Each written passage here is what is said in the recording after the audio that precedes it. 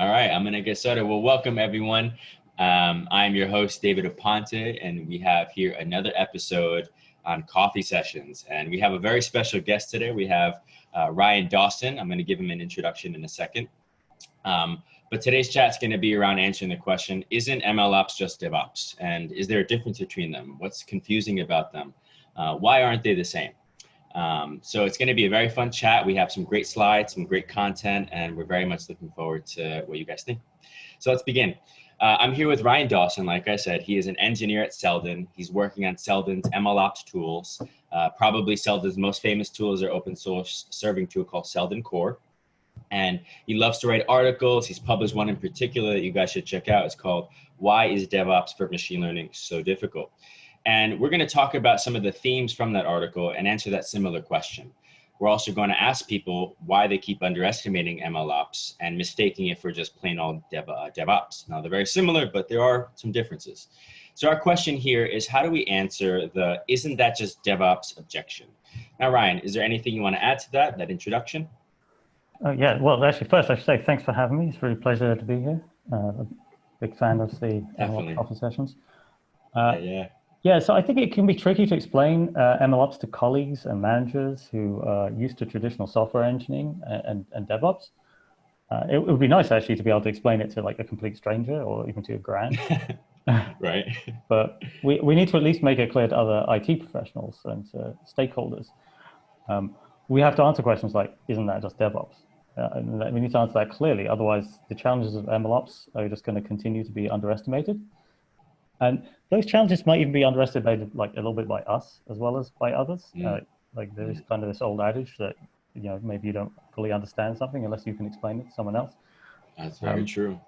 And I think if we can't articulate what's special about MLOps, then we run the risk of not fully appreciating what's so hard about it and what the key challenges are going to be. Yeah. I think, a quick question. Do you think that the underestimation happens from less technical people, like people, let's say, that are more involved in the business aspect, or is it both the technical and the non-technical that kind of don't really know how to define MLOps or even what's different between that and DevOps? And funny enough, we had an episode a little while ago where we were thinking about the very question, what is MLOps? How do you define it? So I'm a technical person and I don't fully have a full grasp of exactly the differences. I feel like if you ask a different person what that definition is, you're going to get a different answer. Yeah, well, I think there's different levels to why this is getting, why these challenges get underestimated. I think partly you get these kind of siloed functions in organizations. So you've got people from a traditional DevOps background that don't get exposed to all of the aspects of the machine learning lifecycle. So this stuff can then hit them like new when it does land on their desk. But then you also get other differences within organizations. So like the people at more of a business kind of level will have a different focus or approach. Makes sense. So there's that. I guess to me, MLOps I think is more like whatever is necessary to make the whole ML build, deploy, monitor lifecycle as smooth and as safe as possible.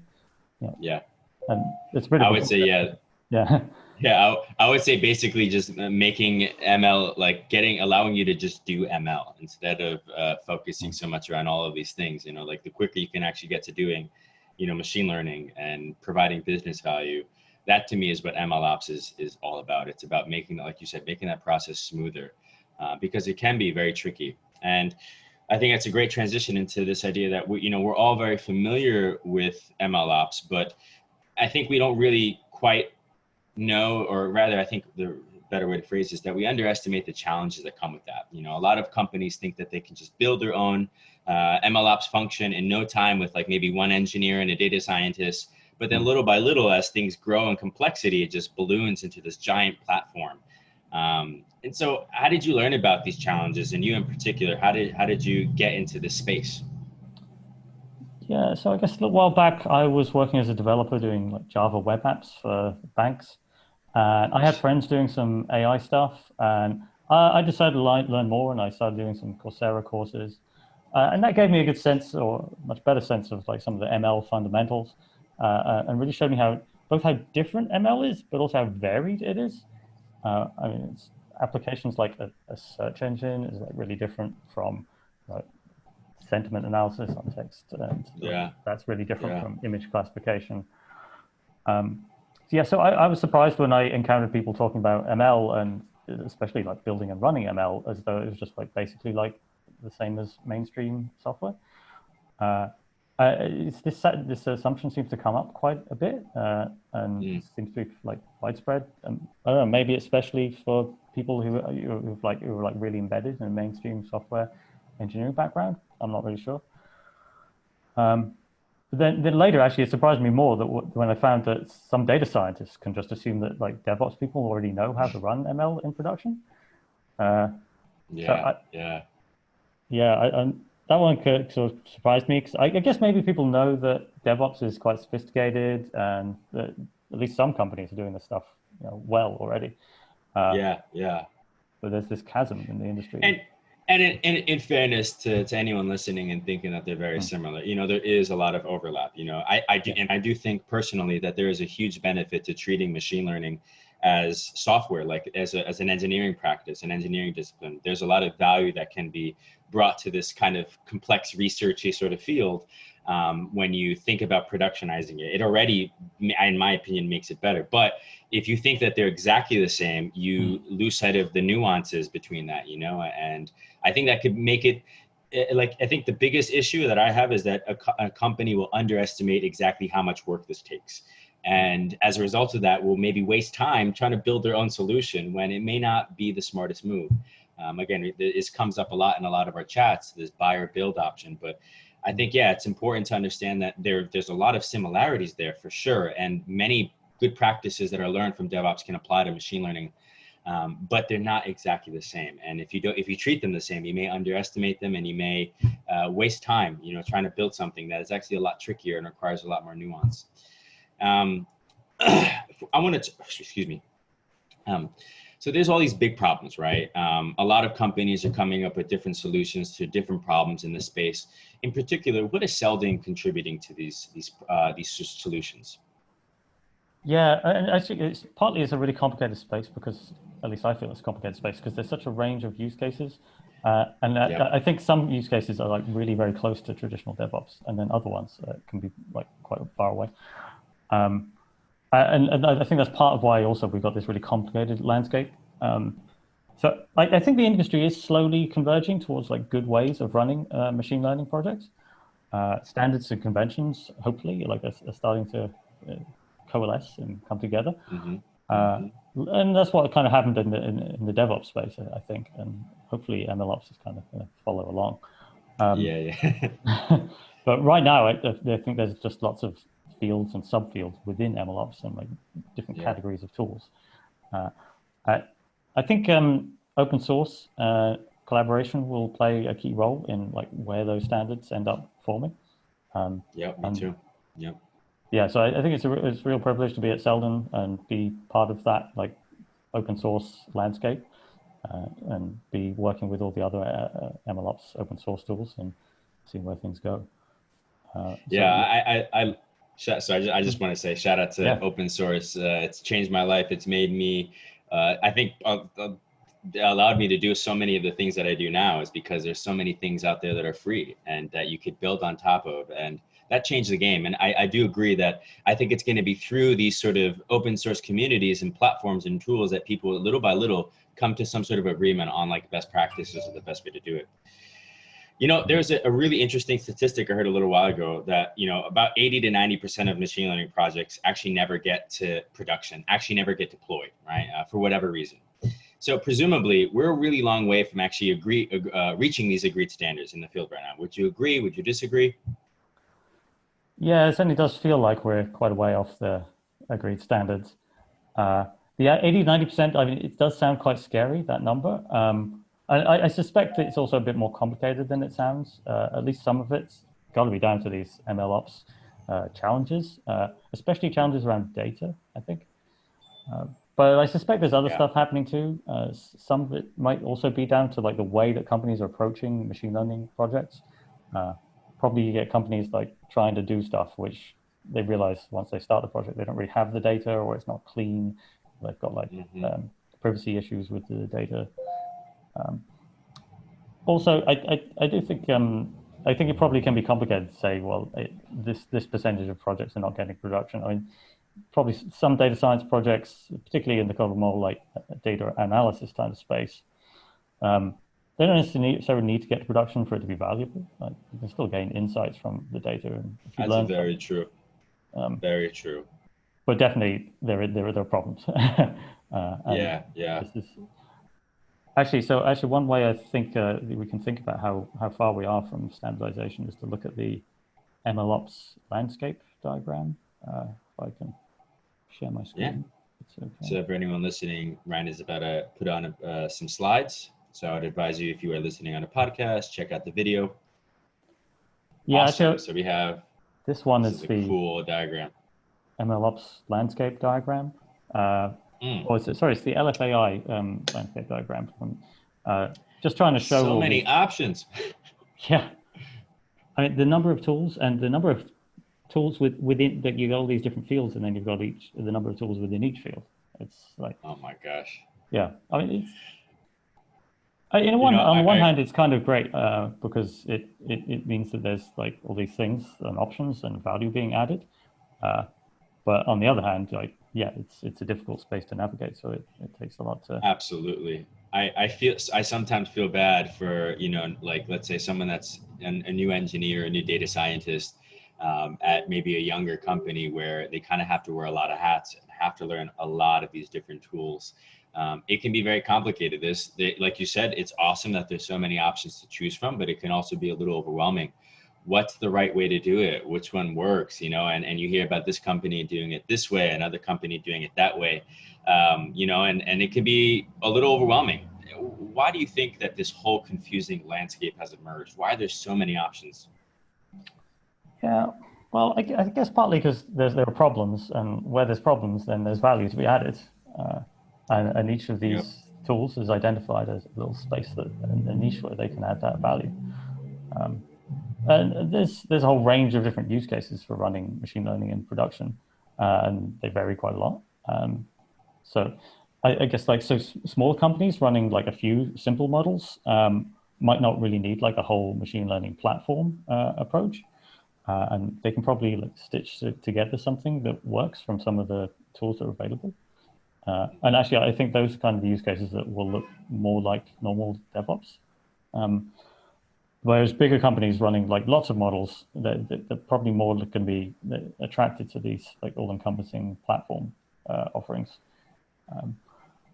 Then there's lots of stuff that it's also kind of specific to particular use cases as well. So like explainability, for example, like needing to be able to actually explain why a machine learning model has made the decisions it's made. That comes up, especially in like what kind of compliance heavy, like regulated environments.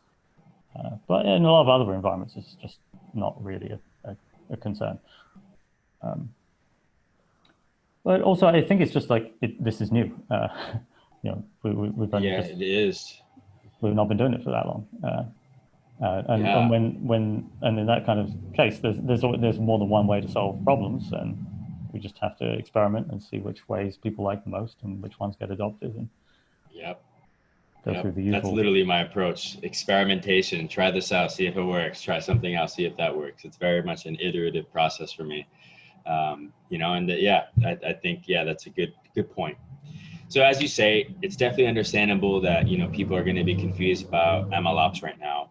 How can we help the MLOps community? How can we help our colleagues? How can we help our managers, our customers, our clients?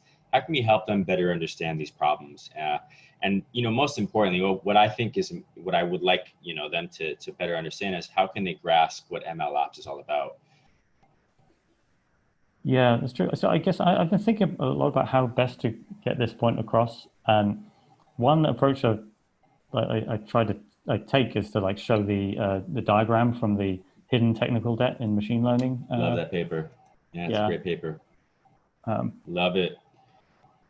But it's a really valuable diagram, and the way it shows that the ML code is this like one little tiny block, and then you've got these huge blocks for data cleaning and prep and serving and monitoring stuff. And I think it deserves to be famous, and it's effective. And it gets that point across that ML code is not just like the only part or Everything. big, Yeah. But I do find myself having to be careful with it because, like, without explaining it fully, it tends to just make people think, "Whoa!" Like, people end up reacting like, "Yeah, that's like big, scary problems." I think probably because people don't immediately recognize what the things in the boxes are meant to be. So, like having a box called like feature extraction, like it doesn't really communicate much to people who don't know what feature extraction is. Yeah. Yeah, so I guess I've been trying to think about like ways to make to explain this in a more accessible way that people can relate more to concretely to their own problems. So I think one big takeaway from when I first saw this image and when I've shared it with other people is exactly that machine learning code is only a small part of the whole equation, so to speak, right? And it's not the most important part in some ways. It's like the heart of it because that's really what your system is focused on. But there's so many other pieces that need to come into play in order for the solution to actually work. There's the, like, I'm reading for anyone who's not looking at this, there's the configuration, there's the data collection, tools to analyze the process, like you mentioned, feature extraction, managing the number of resources that you're using, verifying data, monitoring. I mean, there's a whole bunch of things that need to happen in order for this to work in a production system. And one thing I'm thinking about is maybe it would be really helpful if we start talking about what's the developer building journey look like? What does that look like for, I guess, a typical DevOps, project? And how does that differ from an ML, ops project? Yeah. Maybe we should like dive into that. Yeah. So I guess if we go on like an imaginary kind of development journey, so we could start with like a user story. So love user stories. So let's say we're building a calculator, and our user story says we're going to allow our users to put numerical operations into the screen, so they don't have to work out what the answers are. Nice. Okay. So we could write a Java program that would satisfy that story. Sure. And then we can compile that and distribute it, probably as a binary or jar file in Java terms. Yeah. But this is 2020, so we're more likely to package the code and run it as a web server. So users will then interact with it via the browser. And most likely we'll probably like Dockerize the web app and run it on some cloud infrastructure. Probably we're going to keep the code in Git, and we'll push the Docker image through a CI system like Jenkins or something like that. Yep. So I think that Git Jenkins Docker cloud flow is kind of pillars of this imaginary dev journey. Yeah, I imagine most software engineers are familiar with that flow. Git, Jenkins, Docker, maybe GitLab instead of Jenkins. But yeah, typical flow. Yeah, Bamboo, Concourse, yeah. But one thing that's remarkable, at least to me, about the CI systems is that they follow quite common patterns that you can actually you can move from one to the other, and there's a lot of similarities. Sort of MLOps patterns platforms not quite like that yet, I think. Yeah. We'll see here for anyone looking. So we just went through a simple DevOps project, right? You have some app, you build it, you deploy it in some way. But now let's take a look at what does a MLOps project look like? Yeah, so think about it like a machine learning build journey. I think this is more likely to start with some data and maybe a question. So it's quite a different way of starting a project in the first place. Mm-hmm. So let's say we've got data on employees, their experience and skills and salaries. And we want to see whether we can use that to benchmark salaries for other employees during a pay review. So let's assume this data is already available and clean, even though that might actually be a pretty big assumption. Probably not. Yeah. But assuming that, then maybe we can create a regression model that maps employee experience to pay, perhaps using scikit-learn, something similar. So then we can train the model, And then it can be used to make predictions for any given employee, what the salary benchmark would be. Unless we give our predictions to on a particular set of employees to the business, and they're happy with that. So happy, actually, that they want to use it again for the next review.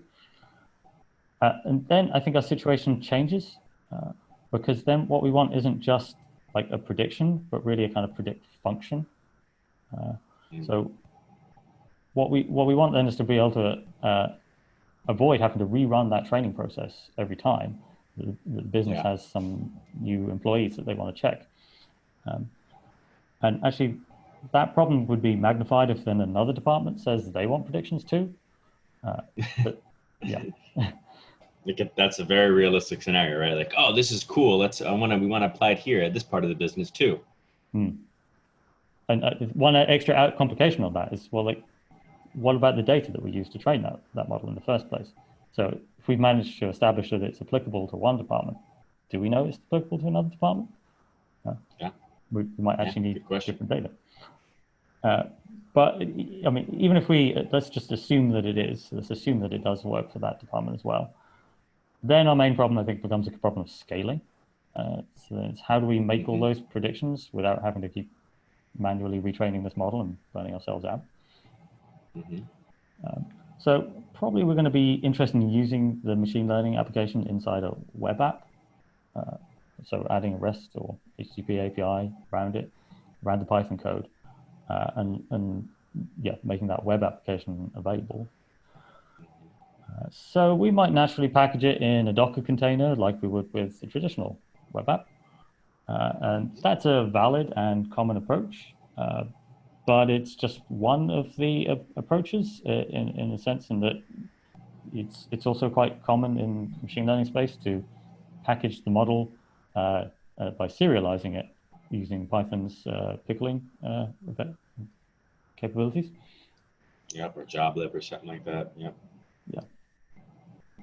So that has an advantage in that you can then distribute the model, the Python variable that is a model, separately from the training data. You don't have to figure out how to separate the training data from the Docker image.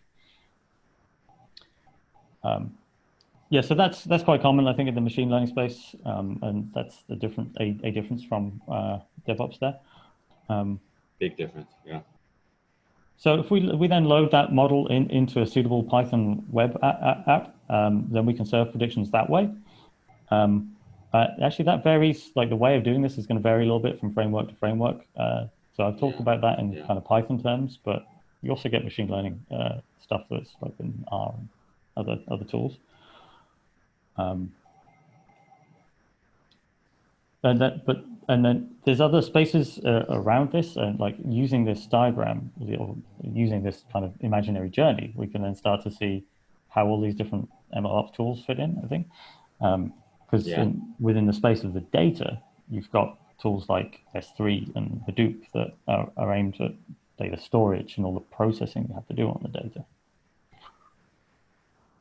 Then you've got the actual training of the model. When you move from beyond just doing that on the machine, the data scientist's laptop, then you've got specialized tools that are there to support that longer running training process. And then you've got tracking tools as well that track all the changes that you do on the data as you're going through that preparation and training process. Yep.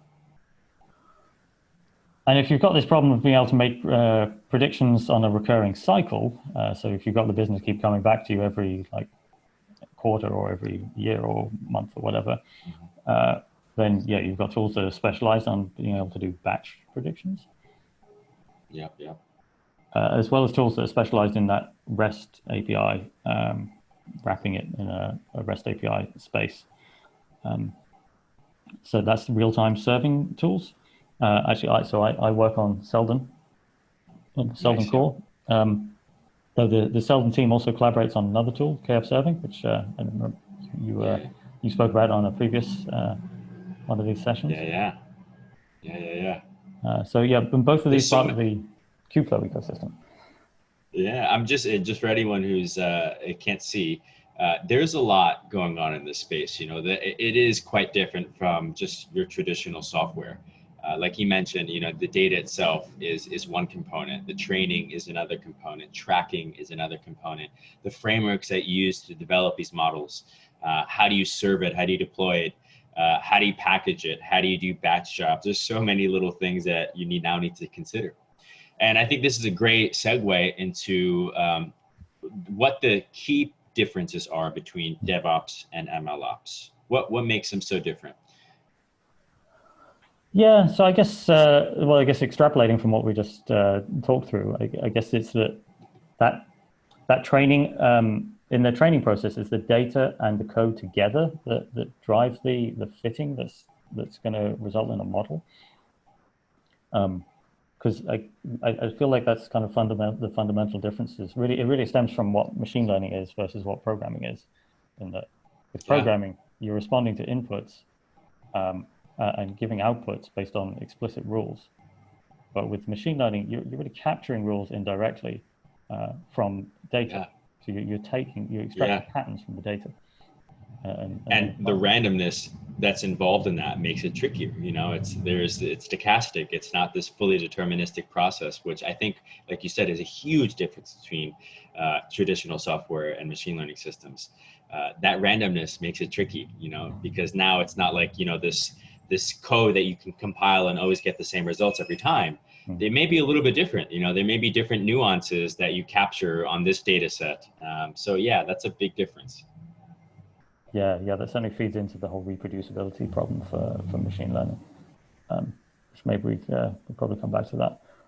But I guess also the data is a challenge in itself, because if it's like really large data that we're talking about, then that means long running jobs, but it also means you've got something that's part of your build, that's like a key part of being able to build this model and being able to reproduce building the model. And it's too big to fit in Git. Like, as soon as you get into the gigabyte space, you're not going to be keeping that in Git. Easily, neural network. Yeah, it's easier to have a big fat model. Oh yeah. So plus the thing that you're training is a model, and that's somewhat different from an executable. I mean, it's similar, but it's different. So you get this thing of like being able to of pickling or serializing, joblib, whatever. Serializing the model somehow. It's a different kind of way of packaging. Plus, you get also interesting use cases about the way that the patterns get applied to new data. So when you may done like great job training a model, fits really well against the data that you've been supplied against, you've supplied with in the beginning, looks like it's going to be great. But then when it goes live, you might have problems with it because the live data is actually different. Or even more tricky as well, actually it works great against the live data to begin with, but then the live data distribution starts changing over time. So I think particularly, one example I kind of, sort of a made up example, but like maybe in the fashion industry. So if you've like got a model that's like recommending clothes on an e-commerce site, and you trained it on data from the summer, then it's like pitching T-shirts at people. When you come to the winter, it's still pushing T-shirts, and people want to be buying coats. That's concept drift right there. Yeah, exactly. This is great. I think like to summarize some of those key points, that the training part is different. There's lots of data, long running jobs. You have to deal with timeout issues there. Maybe there's a lot of things that you need to worry about. There's the difference between a model itself. It's not, like you said, it's not quite an executable. Things like retraining may be necessary. I don't know how often you may need to recompile your code unless you're actually changing it. But let's say you're not changing the code, but in a model, you may need to retrain that same model on that same data, but maybe learning new weights or whatever it is. So yeah, there's definitely some big differences.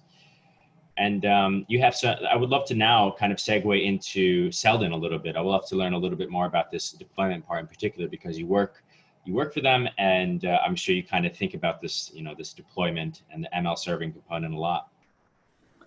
Yeah, we can dive machine learning like serving tool.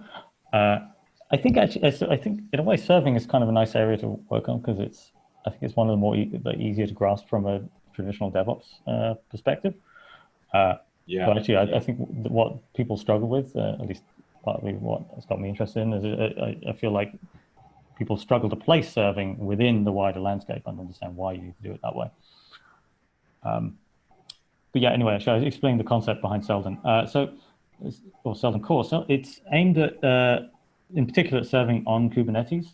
And models are served by creating a Kubernetes custom resource. So that's a manifest, like typically written in YAML. And it's designed to try and make it as simple as possible to just plug in a URI to say a storage bucket or a path yep. on Here's my this. artifact. Yeah. Yeah, yeah. To say, here's my serialized model, please serve it. So at a minimum, you can put in just that path to the model. And also you need to specify which toolkit it was built with. So if it's an sklearn model, then someone needs to know it's an sklearn model. This is a very, KF serving has a very similar kind of manifest. Then you submit that to Kubernetes, and Kubernetes and the serving solution together will ensure that all the lower level Kubernetes resources necessary to expose an API and serve the model's HTTP traffic, that's all just created in the background. Yeah, so it's trying to make that interface to serving as simple as possible. There's also a Docker option if you're not going the kind of serialized model route. But then there's also like interfaces then to other parts of the MLOps journey. Really, how does it fit into that kind of bigger picture? Yeah. Because you can also add more value around the story by knowing that serving is part of that. So we can try and do integrations Yeah. to stuff like monitoring. I love this because I use Kubernetes at least like every day, and writing up manifests are just a part of the job. So this is very familiar for me. So for anyone who's using Kubernetes, you just simply specify the kind. Let's say in particular for this one, this example, it's a Seldon deployment. If you're using a traditional Kubernetes API, it could be a pod or a job or a deployment. So it's very similar in that regard. It's just a different type of Kubernetes resource. The spec, is very similar to a pod, and you point to a training artifact, and then from the command line do kubectl apply -f, and boom, you're up and running. So if for anyone who's typically using Kubernetes, it should be pretty, like the learning curve shouldn't be that bad, because it's very similar to the way that you would deploy something on a Kubernetes cluster. Yeah, and as I said, I think the main challenges are more about figuring out how to navigate the overall landscape and how to deal with your particular use case within that landscape and figure out which tools that you really need. So I think certainly I encounter this talking to people who are like evaluating Seldon or looking at Seldon. It's just the MLOps landscape has this confusing range of options. Lots of options. You got governance that you got to think about. You got real-time serving. You got offline predictions. Should we build? Should we buy? There's all sorts of questions that come up in this space, and it can be very tricky to navigate. And even just within the idea of serving. So I mostly talk about serving as a real-time serving thing, but that's not the only use case. There's also these like offline kind of batch predictions. Actually, I guess you guys you did a great session on just recently on the different types of serving. Serving, yeah. And it's funny, right now we're actually kind of doing a combination of like real-time batch jobs where from a live endpoint where we're actually doing a batch job underneath. So you can combine these things, you can have depends upon, your use case, but that real-time serving approach is, to me, I think one of the most common ones. And that's typically how a lot of people think of deploying a machine learning model as, some sort of endpoint that you can reach. Yeah. So maybe we can go into some of the interesting examples of like how serving then interacts with other, at least how real-time serving interacts with other stages of the workflow. So I think one example could be like a rollout and metrics example, because to me, the rollout and monitoring phases of the workflow are quite linked. Mm-hmm. So let's say we've got an online store, and with e-commerce, quite a common way to roll out new models, or at least new versions of a model, is to do an A/B test. Yep. So that means that you take the live version, keep that running, it's already running, and that's called the control. But then you run other versions alongside it, say called version A and version B. So then once you're doing that, then you're running these 3 versions of the model in parallel. Each of them is trained a little bit differently, and you're basically trying to see which one gives you the best results.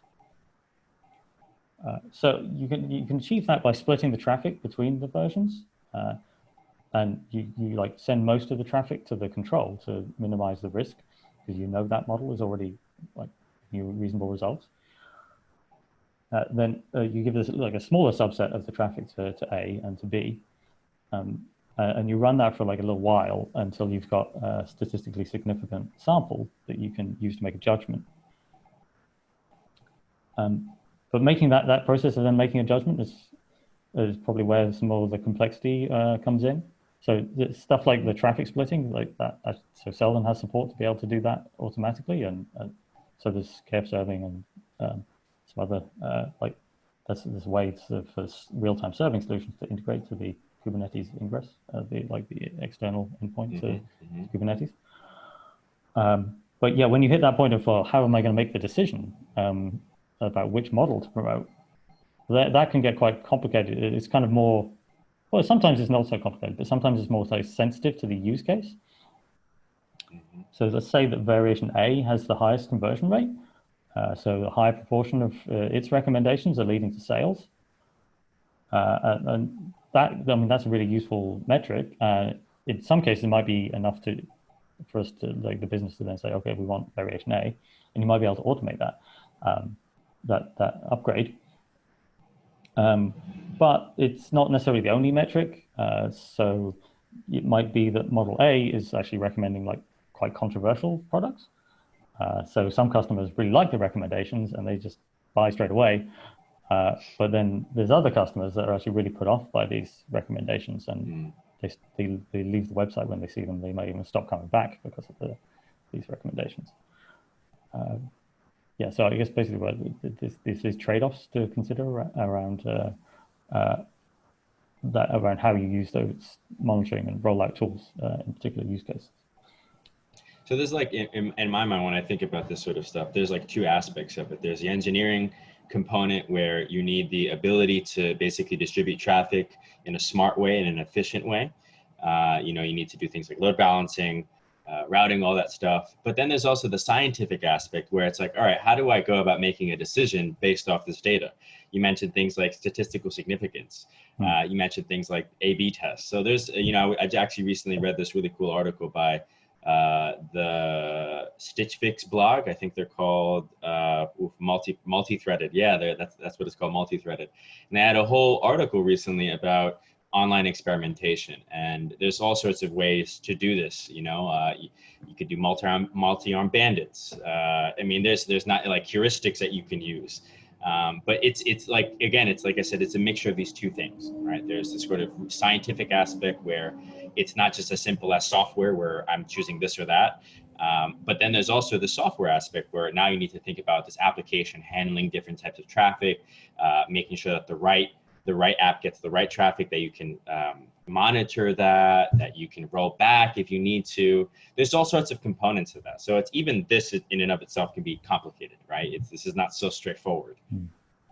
Yeah, but then you also get other use cases where you don't need to do this, and you just you test it in a test environment, and if it looks good, then you promote it.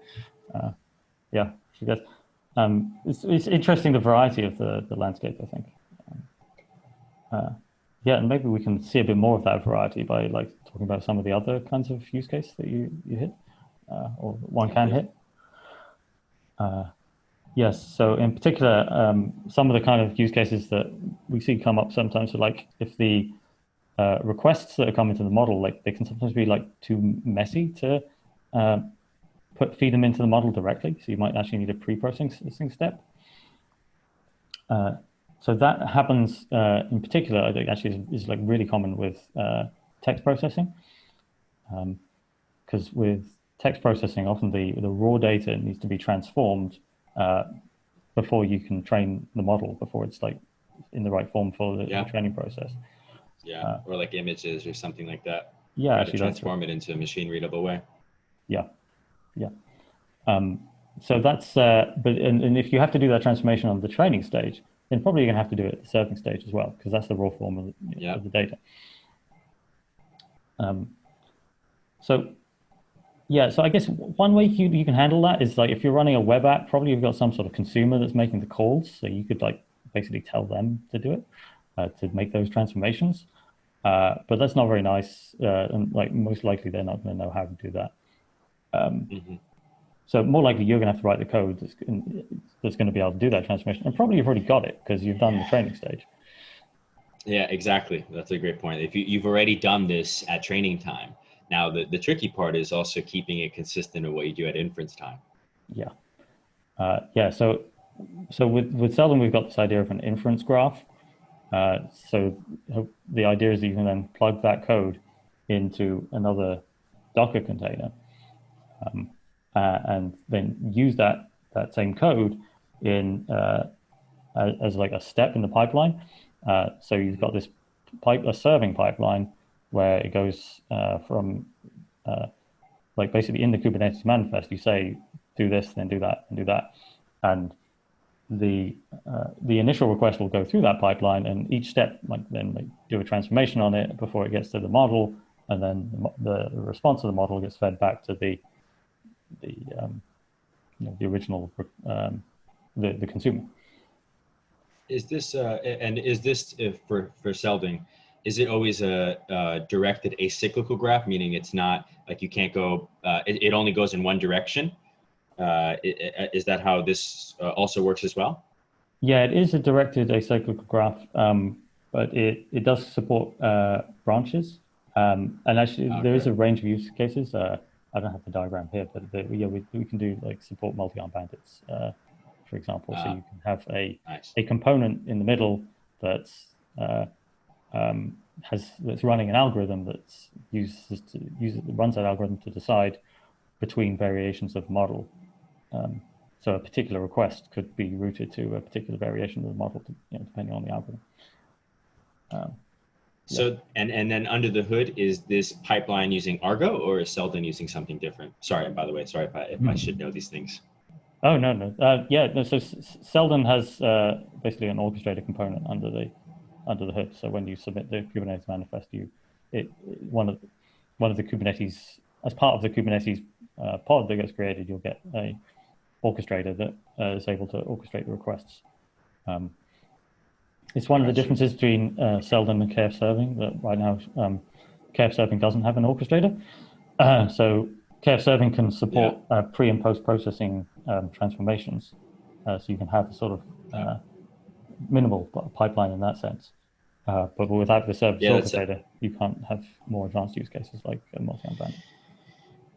Yeah, exactly. You need something else like Airflow or Argo, or if you want to use Kubeflow pipelines, you need something more complicated. But yeah, you mentioned that KF Serving has this pre-processing method that you can overwrite and a post-processing method that you can overwrite. And it's perfect for these sort of use cases where you don't want the user to have to worry about that. They make a request and it does everything, whether it's like you say, you have a question and maybe you have like a chat bot or something like that. It just takes raw text. It needs to convert that raw text into a vector that ultimately can be consumed by the model. Then afterwards, maybe you need to post-process it and do all of these things. And yeah, all of this needs to happen with low latency, right? We need this to happen in real time typically. So I think that's where it gets a little bit complicated, is doing all of this processing, these transformations in real time. Yeah. So it's like really interesting being part of the discussions around, like, for both Seldon and KF Serving, because the projects are like really close together and have slightly different architectures, but with similarities as well. So you get to explore these challenges and the differences. Yeah. So So we've covered a lot of ground. Yeah, I was just about to ask you actually about this. Yeah, I was going to say we've covered a lot of ground on, you know, how MLOps is different from DevOps. We've even gone through some example user stories, right? We've talked a little bit about some of the specifics around deployment, but there's some concepts that we brought up, and I think we should probably elaborate a little bit more on. One of them in particular is that next slide, concept drift. This is a very common term that I hear people mentioning here and there. Let's talk about that. What is concept drift? Yeah, super interesting.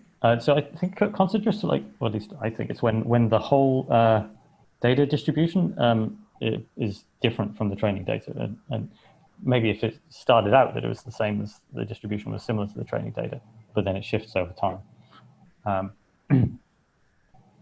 So actually, I gave an example before about the fashion website or something like that. Yeah, fashion website where you've like trained it in data in the summer, and then you get to the winter and it's still pitching t-shirts at people. So yeah, this is an interesting problem in the kind of MLOps space, and it's one of the problems we're working on, have been working on at Seldon. So we've got an example as a way of dealing with this, where you can train a component that knows the distribution of the training data. And we have a way of asynchronously feeding all of the live requests to that component. Yeah, so it's important to do that asynchronously so you don't slow down the main predict flow. Yeah. But yeah, then basically that component can then keep a watch and it can check, well, is this data still in the same distribution as what I was expecting? Wow. And then I just want to slow down real quick. So you're saying that, and this is with Seldon in particular? Yep. Yeah, there's an example in the Seldon core. So there's a component that checks your training distribution in real time when a request is made, takes your, it checks whether or not it compares it to that training distribution and can trigger a retraining job when it detects some concept drift? Yeah, well, so the triggering would be something that would need to be set up because that's then like that's an interface to the like the training platform, and they can be arranged for different training platforms and so on. But also the component, we have an example for how to build that, and there's a library called Alibi Detect. Yeah, so within the kind of Alibi suite, there's this tool to be able to build a concept drift detector off your data. That sounds super awesome. I might want to play around and try that myself. Yeah. So this is a big one. We got concept drift. Go ahead. Sorry. Yeah. So there's another thing actually within the Outlier, or within the Alibi Detect suite, which is like Outlier Detection. Cool. And this is another kind of related use case where the data may not quite fit with what you're expecting from the training data. Where there's just like one data point that's significantly outside of the training distribution, even though everything else does fall naturally within the training distribution. And that can be a pain because then you can get really bad quality predictions on those outlier data points. And even if it's, say, a classifier that gives its output as a probability, you might hope that it was going to give a low probability, like a low confidence about an outlier point. But that's not necessarily the case. It can actually be overconfident and give like really high probability. Oh, yeah. For data that's going it's super confident, but super wrong. Yeah. Basically, there's a way of applying the same idea that we were talking about with Alibi Detect and building a detector component. So there's also a way of building an outlier detection component. And I'm assuming that it's similar. The mechanism underneath it is similar to the concept drift detector, where you have to get the distribution of the data. So there, I don't know, some histogram or something, or some sort of way to actually measure the distribution right now. So I'm assuming that both of them have that same sort of operation underneath. Yeah, there's definitely a relationship. Yeah, really, I think we would need to get one of the Alibi guys on who can give you like much deeper insight. Alibi guys, we'd love to have you on. Yeah.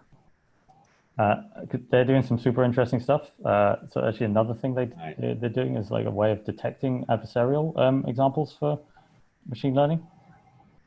So that's where like there's it's not just that your data is changed by accidental means, but actually somebody's deliberately come up with a data point in order to trick your model.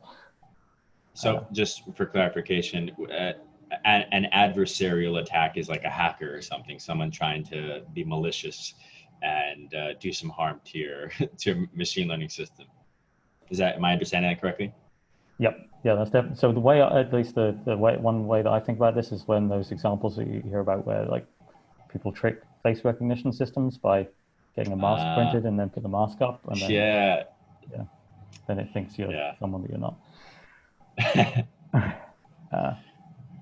So but then there's other like more kind of humdrum examples within the alibi examples. There's one based on the kind of MNIST where you can manipulate the data around the number 7 to put like a little line underneath the big line of the 7, and then it looks a little bit like a 3, and because the model has picked up on that pattern that a line in the middle means a 3, then it thinks it's a 3, even though visually it still looks like 7 to the human eye. That's really cool.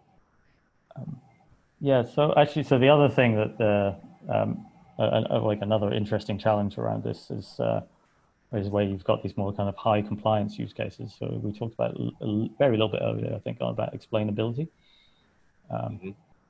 And explainability, I think, is really interesting. Partly it's interesting as a data science problem because that can be a data science problem in itself to come up with a way to explain what the model's doing and why it's making the predictions.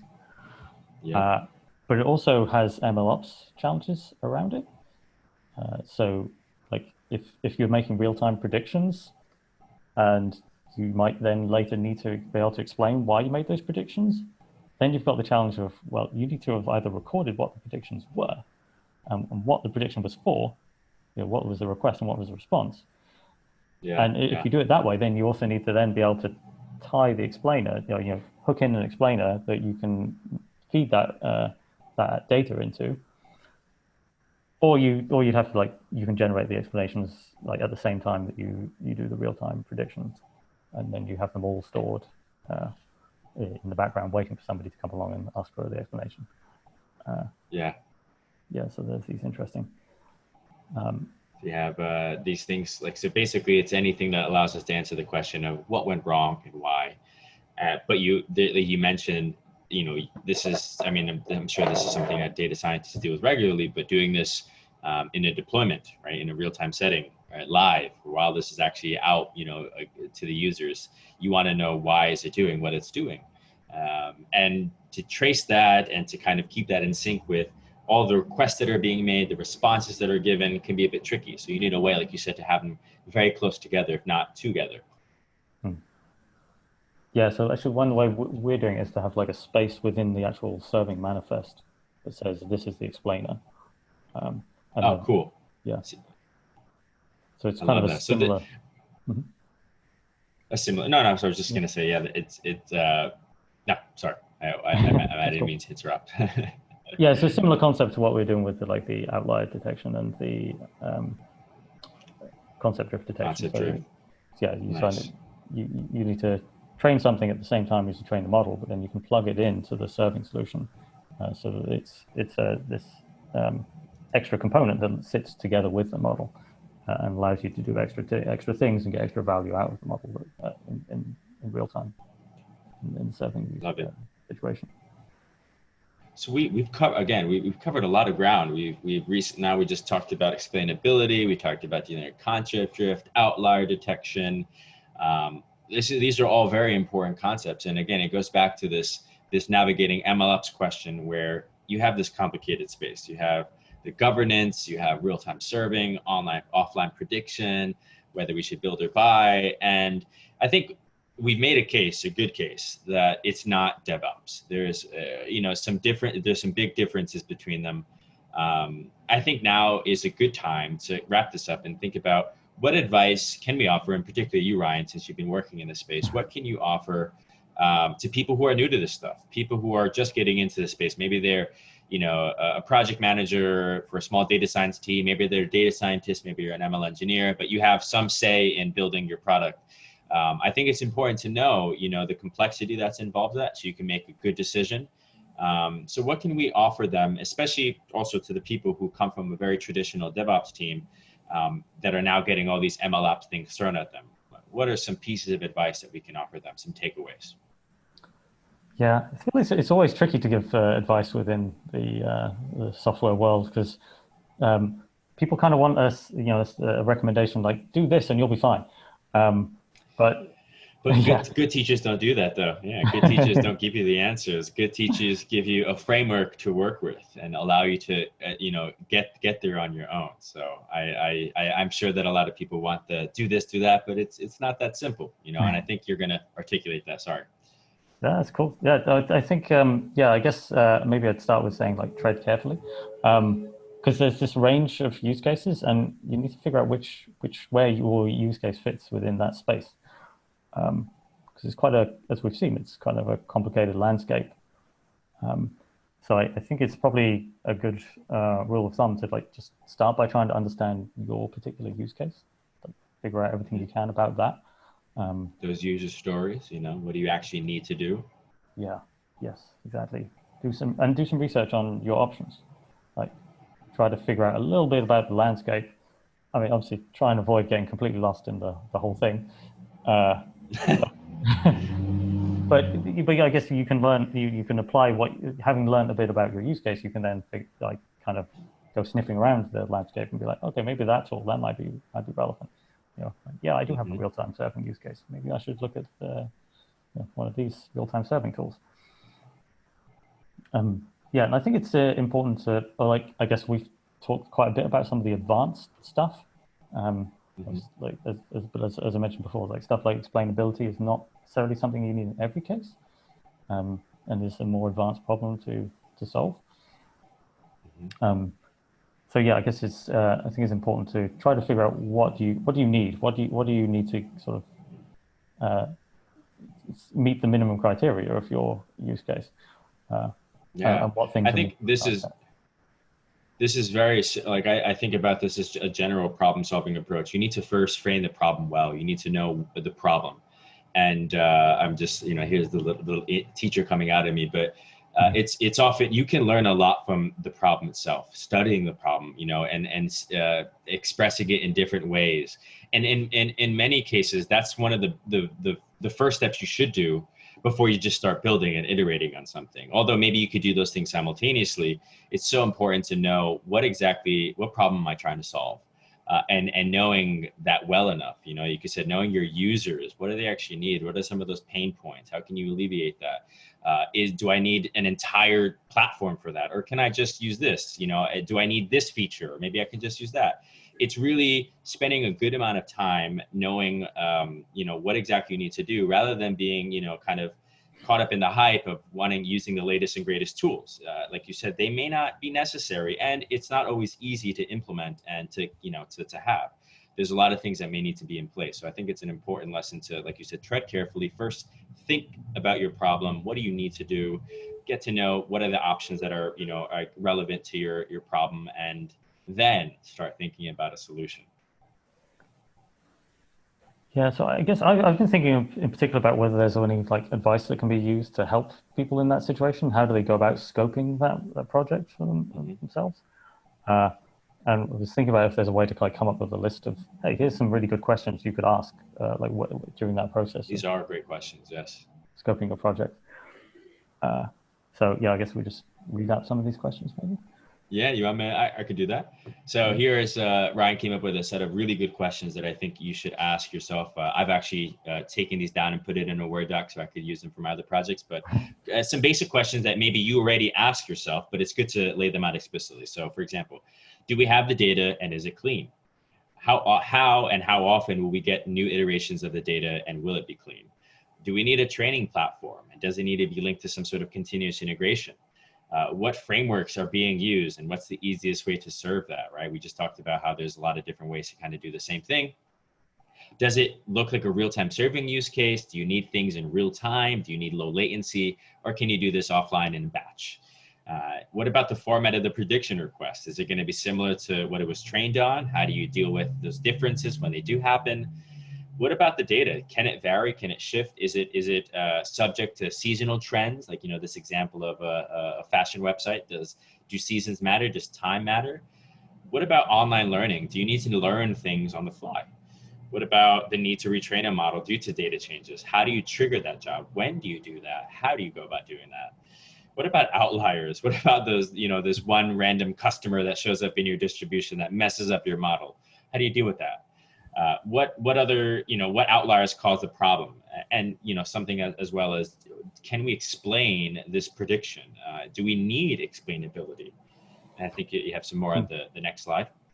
Yeah, and these I guess I'm thinking at the moment, of particularly on a project level, like if you've just got one model or one set of maybe connected models in a particular use case, then yeah, like you might get lucky and be like, go through this list and actually I don't need most of that stuff. Yeah, or you might go through it and be like, oh, I need quite a lot of that stuff. No, man, I need that.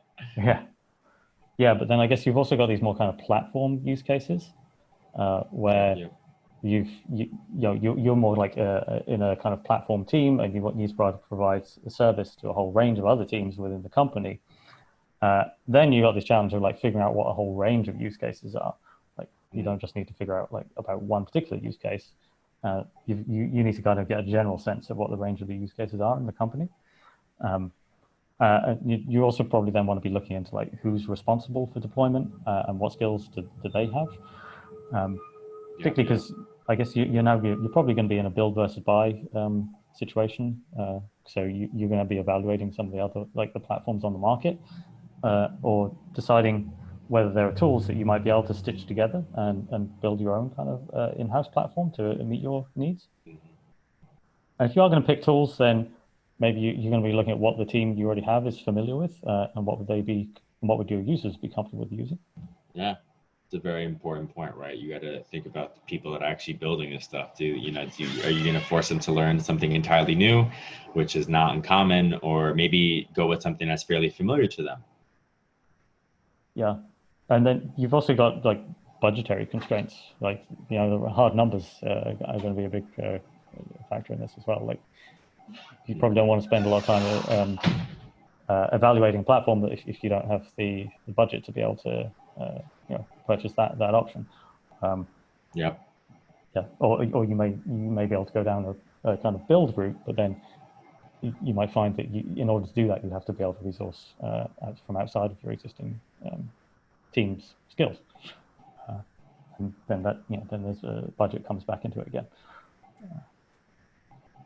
Budget's important, right? So it has to. I mean, it's ultimately this is about a business, right? Or typically it's going to be about a business problem. So yeah, you do have to think about that.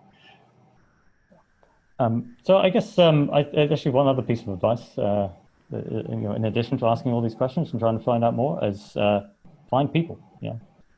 Come to the MLOps community. I think that's I mean the Slack for the MLOps community has got really active, and there's like some great conversations happening there now on all these different topics under MLOps, and there's a questions answered thread. So I think it's a great place you can come to and just be like, hey, here's my problem, here's what I'm trying to do. Does anyone know about this space? Yeah, I think that's a very good piece of advice is seek help from the others in the community if possible. I mean, I know before I actually met the MLOps community, it wasn't exactly that easy to get plugged in. Like I personally don't have any friends who are ML engineers or data scientists. Most of my friends don't really know what I do, and when I have to explain it, they're just like, you do something computery. But it's so important to talk to other people who are dealing with the same problems. And it's not just to whine to each other. It's really, I'm learning a lot from other people. And even like, this coffee session is a great opportunity for that, where we can actually dive deep into a topic, learn a little bit about something new, talk about something that we're all dealing with. And I think that actually makes a big difference. You mentioned earlier that oftentimes people can be very siloed, teams can be very siloed. And I think in particular, this type of field with the people that it typically attracts, it's a lot of people that work individually. But I think a huge part of the success of MLOps is collaboration, is the ability to work together on a team. because it's more than just, the tool, and it's also more than just the model itself. There's all these other things that need to be in place. So I think that's a great piece of advice. Be open to learning more, talking to people. I would very much encourage anyone who's listening to join the MLOps community. We have a very healthy and active channel where we're talking about all sorts of issues. People post blogs that they write. It's a great learning platform, and I would encourage anyone to join. And I think this is a great place to stop, Brian. I just want to thank you so much for taking out this time to chat with me. I feel like I've learned some things about Seldon. Seldon is something I'm definitely looking to play around with in my spare time. I saw there was this cool blog article about setting up Argo, Polyaxon, and Seldon. So I think I'm going to take a stab at that just to play around. Please reach out to Ryan. He is a very awesome person to talk to. Has a wealth of experience, especially working in this open source space. And we hope that you guys enjoy this episode, and we're looking forward to some of the feedback and comments that you guys give. Well, and then Ryan, is anything closing statement? Okay, you can find me on the MLOps community Slack or on the Seldon Slack. I'm very happy for people to get in touch with me. I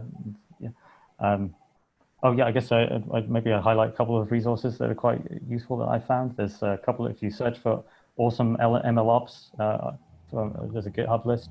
And there's another list called Awesome Production Machine Learning, which has lots of different tools in different categories. Other than that, I guess. And the Seldon community Slack too, yeah. Oh yes, Seldon community Slack. Yeah, you can definitely find me there. But, thanks for having me. It's been a pleasure. Great to chat about MLOps. Awesome. Well, thank you so much, guys. This is the end of our coffee session, and we hope you have a great rest of the evening or day, wherever you are. Take care.